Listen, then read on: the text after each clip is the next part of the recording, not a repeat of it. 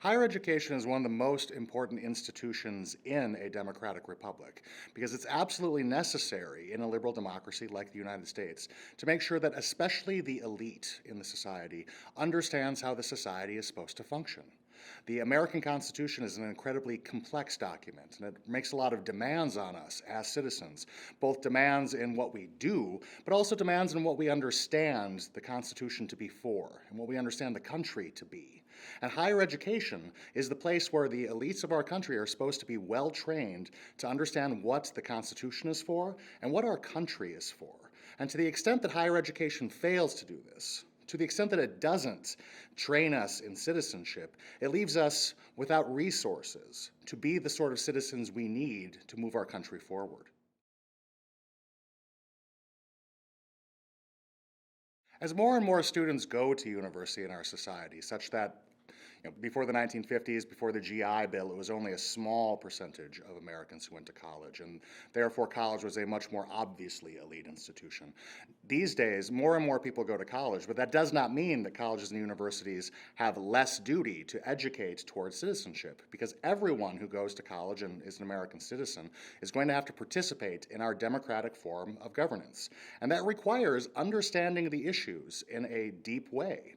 If you don't really understand the sorts of things that we're voting about, you're not going to be using your democratic power in a responsible way. And colleges and universities can help train all students to be responsible members of this society.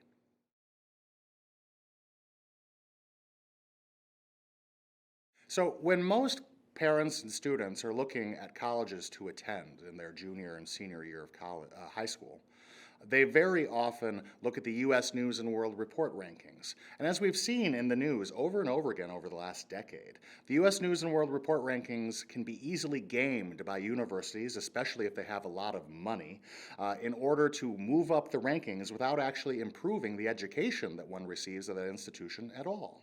And this is why ACTA has created the What Will They Learn initiative. This grades colleges and universities according to the strengths of what they teach.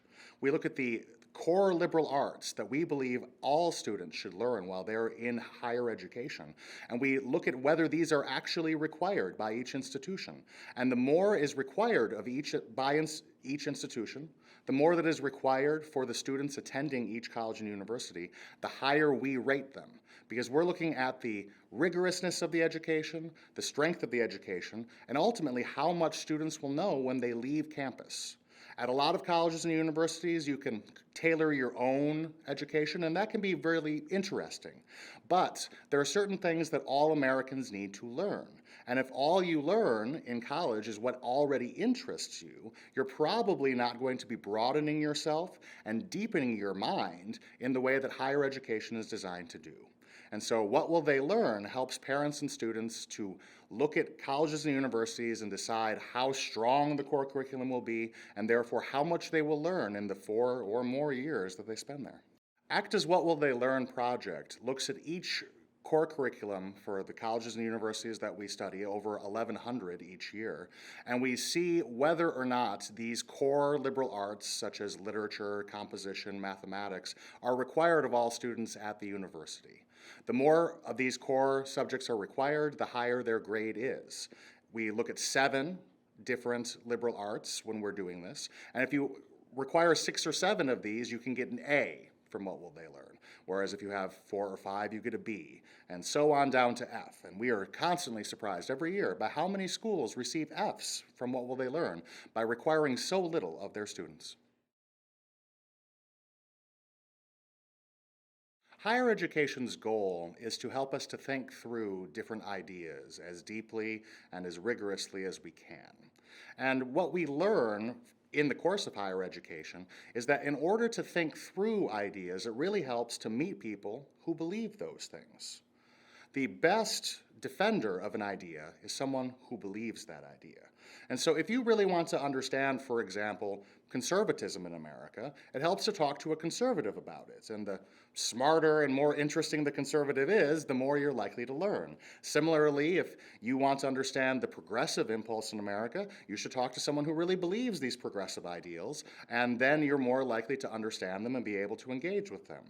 Now, when colleges and universities become an intellectual monoculture, and when everyone has the same ideological predispositions, it becomes harder and harder for students to really learn anything.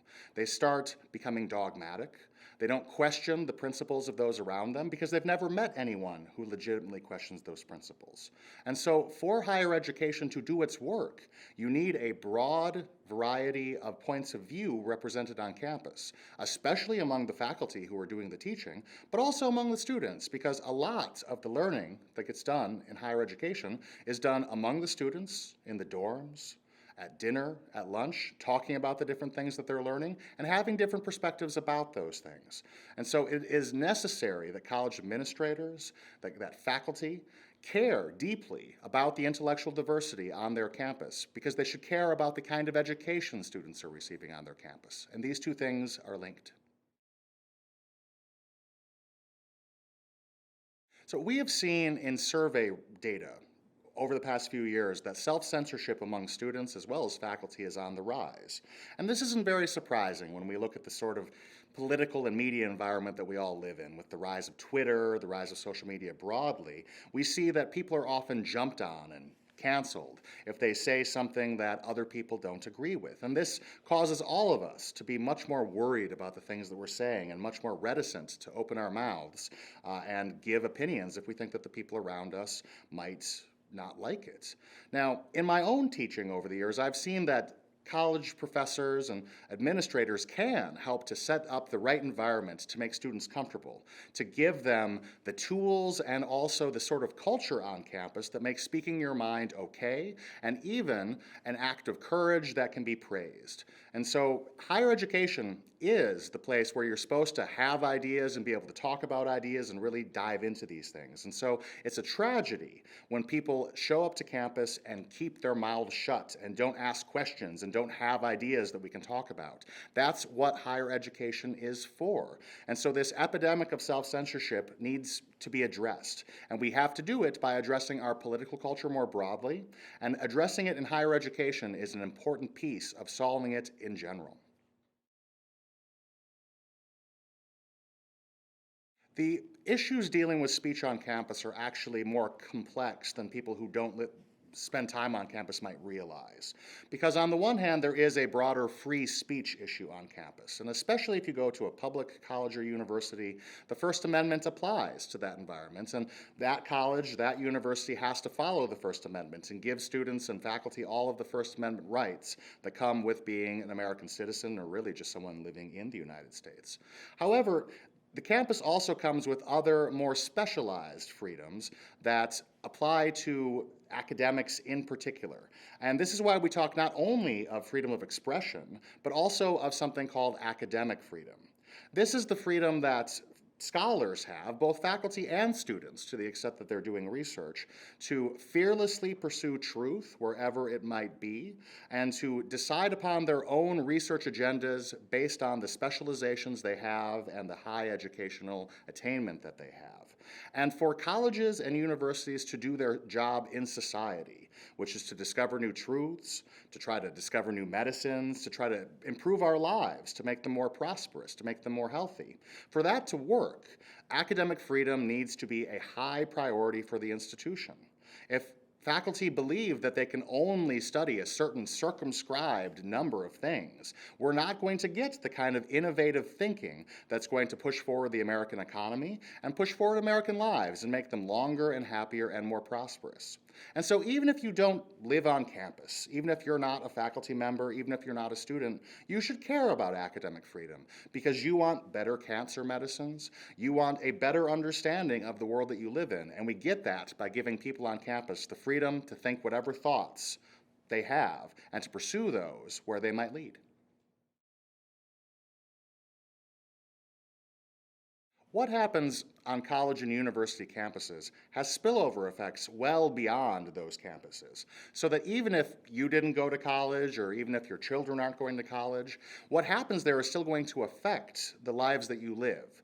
For example, all teachers in our elementary, middle, and high schools in the United States are trained at colleges. And if they're not trained well, then your children, your grandchildren, they're not going to get the kind of education that they need just in high school. And so we need to pay very close attention to what's happening on college and university campuses, because it has important effects beyond those campuses, effects on how all of our children are taught.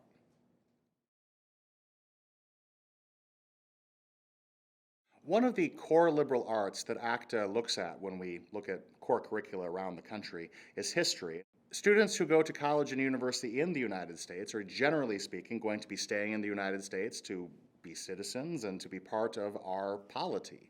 And in order to be a member of a political community, you need to understand the history of that political community.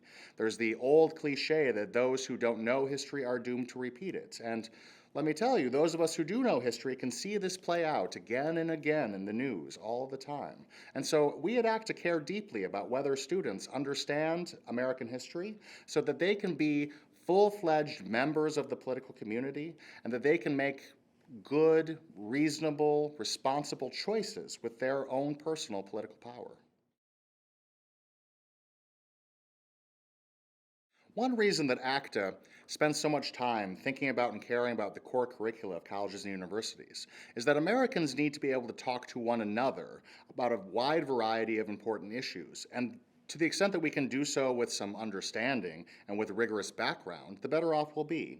So, for example, one of the subjects that ACTA investigates under What Will They Learn is economics. Clearly, all the time we are having economic fights in this country, economic disagreements. Lots of the battles on Twitter can be understood as being fights about how the economy should function and what economics means. But far too few schools actually require economics of all of their students, which means that the majority of people having these conversations have no formal training in what they're talking about. And we would like to see a country in which more people are required to have a basic understanding in the sorts of subjects that we all need to talk about together as citizens of the United States all the time. At the American Council of Trustees and Alumni, we are tackling these problems head on, and we're doing so by creating communities of folks who are concerned about campuses around the country. A lot of people at this point have gone to college, and they continue to care about those colleges after they've left. Many people donate to their alumni associations and have a deep interest in what's happening at those universities. We, too, care deeply about what's happening at universities around the country, and we partner with other folks who are concerned about these things to make sure that we're improving higher education and not letting it go to waste. ACTA is distinctive among nonprofits working in the higher education space because of this focus on trustees and alumni. Many different organizations work with students, many organizations work with faculty, and a few organizations even work with administrators. But this very top level of the trustees and this broadest level of the alumni of the school, ACTA has a particular focus on. We also work really deeply and fully with trustees at different colleges. Trustees are those who oversee what the president does, and in that way oversee the life of the university as a whole. Very often, these folks do not come out of higher education themselves. They're business leaders and entrepreneurs and concerned members of their community. They are alumni of those institutions most often, and they care about these things even if they do not have the most sophisticated and long-lived understanding of how higher education works. And ACTA can serve these communities and help them to understand better how higher education functions and what role they can play in improving the lives of their students and the faculty who live on their campuses.